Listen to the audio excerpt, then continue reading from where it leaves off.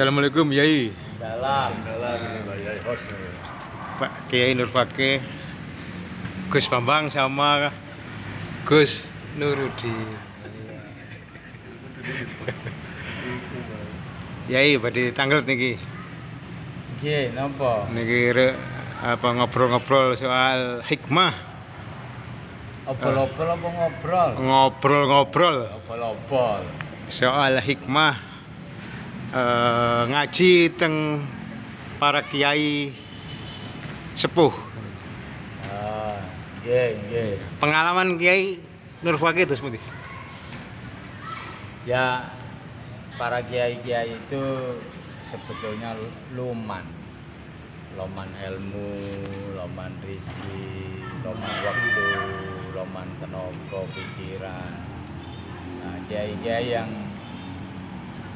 seperti itu ya ini kategori memang pejuang-pejuang di jalan Allah. Mereka memang betul-betul kiai yang rela, ikhlas untuk melayani umat. Insya Allah ciri khas kiai-kiai yang ikhlas, yang diridhoi oleh Allah itu ya seperti itu, siap meluangkan waktu Untuk umatnya. tenaga pikirannya untuk umatnya. Itu yang pada prinsipnya kita belajar sama para kiai. Maka selayaknya santri seperti kita ini ya menghormati hikmah, balas budi, mendoakan kesehatannya ya sebagai rasa terima kasih kita kepada para yai yang seperti itu. Ada cerita Kiai. Misalnya kadang kan kita kesulitan ketemu Kiai begitu karena banyaknya acara, karena kesibukannya macam-macam. Ya, santri-santri yang biasanya ke kiai itu kalau datang atau sowan itu ada yang sudah direncanakan, ada yang sudah terjadwal, ada yang tiba-tiba kepingin sowan. Nah itu tentu kasusnya ditemui atau tidak itu beragam. Ada yang terjadwal, kita udah memprogram hari ini kiai di rumah. Setelah kita ke sana tidak ketemu. Ada yang tidak terjadwal, kita kepingin sana ketemu. Jadi macam-macam bisa ketemu para yai. Ada yang bukan sulit sebetulnya, tapi memang mungkin belum waktunya oleh Allah dipertemukan. Atau Gus Bambang punya cerita soal mencari ilmu di para kiai sepuh ini. Assalamualaikum warahmatullahi wabarakatuh. Waalaikumsalam. Alhamdulillah saya baru-baru ini punya pengalaman yang sangat luar biasa, dan itu merupakan karunia nikmat dari Allah Subhanahu wa taala, karena saya sendiri memang jauh dari tradisi pesantren dan saya bukan santri, tapi terhadap ilmu keagamaan saya memang sangat tertarik. Nah, beberapa waktu lalu, tepatnya hari Senin, saya dapat YouTube tentang dongengnya Gus Dur terhadap Mbah Yai Husein Ilyas Karangnongko Mojokerto. Saya tertarik, kemudian saya searching beliau. Ternyata Masya Allah ilmunya begitu tinggi dan pengalaman spiritual yang luar biasa. Beliau Mbah Yai Husein Ilyas ini berguru atau meguru terhadap kiai-kiai sepuh yang juga ilmunya luar biasa. Dan ceritanya sangat berbeda. Kemudian karena beliau itu disayang oleh kiai-kiai sepuh, bahkan juga oleh Nabi Khidir alaihissalam. Kemudian saya ingin bertemu beliau untuk menyampaikan salam takdim saya, untuk menyampaikan rasa hormat saya secara langsung Ke Kiai ke Husein. Kiai Mbah Husein. Kula ceritani malih nggih. Almarhumlah Gus Abdurrahman Wahid. Dadi presiden niku 2 minggu sekali ten nggen kula. Gus Abdurrahman Wahid. Tibake kok ngeten oleh dawuh. Gus Husein. Anapa Gus? Adohe Jakarta teko kene. Kula niki gak lapo-lapo kepingin ndongengi sampeyan. Kita dongeng niki. Lho, aja getun nek tak dongeng. Gus Dur niku lek dongeng ngeten. Wong iku wong lanang nek bojone 3 utawa 4 angel kecemplung neraka.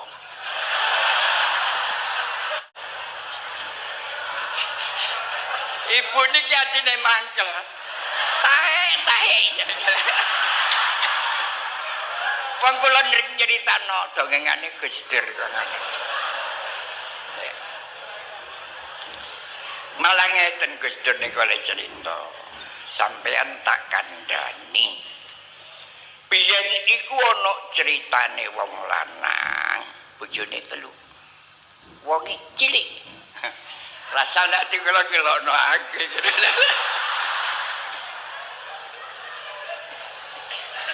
Astagfirullahaladzim. Bareng nggone Yaumul Fasli, hari keputusan. Wong sing bojone 3 iki wadulane mbok tuwek. Kula mboten trima malaikat. Kula niki salawase urip ati kula dilarakno kali bojo kula niku. Lho malah Gus Dur cerita, iya nek panase sengenge. Bisa nggawa ngakeh lah nek panase ati. Malaikat adil. Ya. Terus karepmu ya apa? Sampai cemplungaken neraka, cek ngrasakno panase ati. Dicekel karo malaikat. Bareng ngono dadak kepapakan mbok nomor 2 mbek nomor 3. Sak malaikat dilokno. Sampai niki sinten? Aku malaikat. Lah niki ajenge dipetoten pundi? Nang neraka. Napa sebabnya nglarakno atine bojone? Anjane malaikat gak tau rabi. Malaikat gak iso ngomong. Lho ini dongengane Gus Dur lho. Nglarakno atine bojone. Ngeten malaikat nggih. Kula niki bojone Mas niki, adik niki bojone Mas niki. Masih gak dinggekno omah, masih gak dibelanjani, masih gak disandangi. Dadi bojone tok mawon kula pun matur nuwun. Wong wedok kaya kula ngeten iki lho ahli neraka napa ahli swarga? Malaikat jawab wong adil. Jelas ahli swarga. Lah nek kula niki ahli swarga, ya napa bojo kula jak ten swarga. Wis sakarepmu. Karena memang saya kalau ada orang yang berilmu, saya paling senang dari dulu mengakatkan bahwa saya hormat terhadap panjenengan karena ilmunya luar biasa. Nah ini hari Senin saya dapat YouTube itu, kemudian ada tretek malam hari setelah sholat Isya saya nyuwun terhadap Allah supaya bisa bertemu beliau besok. Saya bukan memang ahli ibadah, cuma berdoa, kemudian ingin dipertemukan beliau membaca Al-Fatihah. Itu saya bahasakan, saya mengirim sinyal ke beliau, ke Mbah Husein Ilyas. Kemudian habis sholat subuh saya juga berdoa yang sama, saya berkirim sinyal, kemudian saya berzikir istighfar. Nah, pada saat zikir istighfar itu dalam hati ini kok merasa mantep. Akhirnya saya yakin pukul 9 dari Surabaya, itu hari Selasa, berangkat dari rumah. Saya tidak bisa baca GPS. Intinya ya banyak nyasar-nyasar. Mendekati pondok beliau itu sudah ada adzan zuhur. Nah, kemudian saya kesasar dari sebelah kiri rel, kemudian saya kembali balik ke kanan rel, terus jalan kebablasan melewati pondok. Setelah itu kembali lagi, balik melewati jembatan, Masya Allah, tiba-tiba ada anak pemuda yang saya juga heran, tiba-tiba mengarahkan saya untuk parkir itu sekitar 20 meteran, saya sudah beri 20 meter, 30 meter diberi kode supaya parkir. Akhirnya saya parkir. Nah, kemudian disampaikan, monggo sholat zuhur rien. Nah, di situ kebetulan ada musola. Nah, waktu mau berwudu ada pemuda yang mengatakan biasanya Mbak Yai itu setelah zuhur istirahat lah, mungkin nanti setelah asar. Tapi saya tidak terlalu khawatir. Setelah sholat zuhur saya tetap berdoa, ya Allah mohon digangsarkan untuk bertemu Mbak Yai. Nah, setelah seperti itu tiba-tiba ada pemuda yang lain itu lari menyampaikan ke saya, monggo Pak, sudah Mbak Yai siap menerima. Nah, saya ini juga, ya Allah, alhamdulillah udah kayak mau lompat-lompat. Nah, yang kemudian menarik kok saya sepertinya sudah ditunggu. Yang heran pertama, bagaimana tahu kalau saya mau mencari atau mau bertemu beliau yang untuk mengarahkan parkir. Nah, setelah itu gerbang ditutup. Alhamdulillah saya dengan teman saya namanya Abah Karto, jadi seperti VIP, bisa ngendikan sama Mbak Yai Husein. Kemudian saya juga mohon dicium, artinya bisa mendapatkan barokah dari beliau. Nah, setelah ada wejangan, saya dicipiki, kemudian katanya beliau wis engko tak gitinge. Alhamdulillah. Jadi hikmah memang yang artinya pribadi, saya memang bukan ahli ibadah, tapi di situ saya mensyukuri bahwa yang selama ini saya yakini memang tidak ada yang namanya kebetulan. Cuma kita dalam bahasa sehari-hari kan sering, oh aku kebetulan begini, kebetulan gini. Tapi kalau kita bicara tentang tauhid, sama sekali tidak ada itu kebetulan. Jadi semua sudah ada agenda, item menit per menit, hari ke hari untuk langkah kita dan seterusnya. Baru kalau kita sudah tahu kalau kejadian, ya takdir ya. Alhamdulillah saya digangsarkan untuk bertemu beliau, walaupun memang tidak kenal, dan saya alhamdulillah bisa menyampaikan ke beliau, saya sangat hormat terhadap pengetahuan beliau, ilmu beliau dan seterusnya. Jadi itu pengalaman khusus yang luar biasa. Yang lain-lain juga pasti banyak yang diberi kegangsaran untuk bisa ketemu beliau, cuma mungkin ceritanya beda-beda. Saya yakin karena apa? Allah itu Rahman dan Rahim. Jadi kalau kita menginginkan satu dengan ketulusan hati, kita mesti yakin bahwa apalagi kita dengan hati yang bersih untuk mendapatkan ilmu, untuk mendapatkan barokah dari Bapak Yai, insya Allah kita bisa digangsarkan bertemu. Begitu Gus Gas ceritanya, pengalaman yang menarik menurut saya. Jadi memang masing-masing santri, kita ini kan santrinya para kiai, para ulama ya.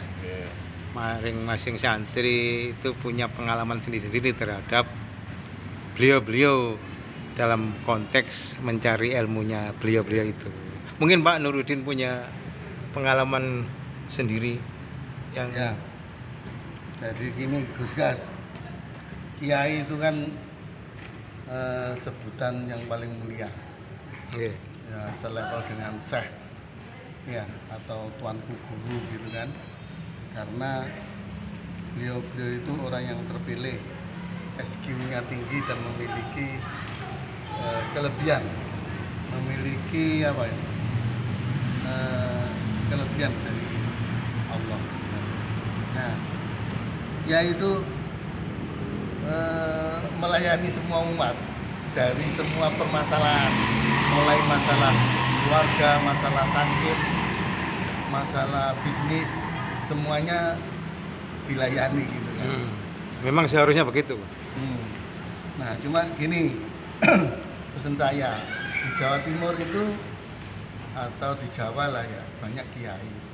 Nah, kalau kita ingin nyantri ya, jadi santri apa ini, santri dadaan ya, Santri supaya sering ke lepas. kiai. Cuma kalau ke kiai, kalau usahakan tahu jadwalnya kiai. Satu, kedua, kalaupun nggak ketemu ya jangan kecewa. Istilahnya orang Jawa itu rezeki-rezekian. Kenapa disebut rezeki? Rezeki itu ya berkah. Ya kalau ketemu dapat berkah. Bahkan ada beberapa kiai atau gus yang host, banyak orang mengatakan setengah wali. Ketemu nggak apa-apa, yang penting sowan gitu. Karena ada masyarakat yang yakin bahwa kita datang ke rumah yai atau gus itu, beliaunya itu tahu apa maksud kita, apa kita. Belum datang sudah tahu. Sudah tahu. Itu kenapa? Nah, mereka mempunyai Ilmu. kita ya. Nah, kalau logika sederhananya, seorang kiai itu hatinya bersih. Ketika hatinya bersih, pikirannya bersih, ibarat kaca, nggak ada pikiran-pikiran buruk, itu bersih bening, bisa melihat ke alam lain, Pernah punya bisa melihat ke hati orang lain gitu kan. nggak punya pengalaman? Ya ada, ya, seperti tadi dikatakan sama Gus Gus Bambang. Bambang ya, itu mau ke Yai Kusen. Nah kalau mau ke Yai Kusen atau ke kiai-kiai siapa aja, saran saya mau berangkat itu ditata hatinya, kemudian kirim Fatihah, kirim ke Fatihah sama beliau, kemudian sambato, istilah yang Jawa sambato. Yai kalau badhe sowan wonten perlu saestu ngono lho. Itu biasanya kalau yainya itu waskita, itu nyambung itu. Sudah tahu. Dan kalau yainya mau menemui dan sempat, mesti ditunggu itu gitu loh. Ya kan? Iya. Nah, yang kedua, kalau mau yang suka wero, nah, pulangnya jangan lupa minta doa. Jangan lupa minta doa gitu. Doa apa? Misalnya apa? Ya sesuai niatnya itu ke situ. Gitu. Pak Nurdin pernah ke Kiai Husen. Misalnya minta apa? Wah, itu masing-masing orang punya keperluan masing-masing ya. Iya. Nah, punya kesulitan masing-masing. Tetapi kalau saya sering ke kiai itu, ini saran saya juga, ini tip ya, kalau bisa ke kiai dengan tujuan itu ngangsu kawero, jangan lupa bawa catatan, gitu kan. Nah nanti kiai ngomong apa dicatat, kiai ngomong ada gitu. Hampir sama dengan ketika kiai itu ngaji.